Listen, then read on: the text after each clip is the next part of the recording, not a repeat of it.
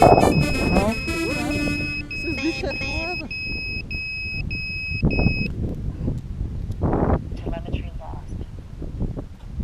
Eu aproveitei que tava com o GPS travadinho, aí dei aquela acelerada para ver quantos quilômetros por hora ele pegou a favor do vento, lógico, né? Pegar contra o vento ele vai ser mais lento.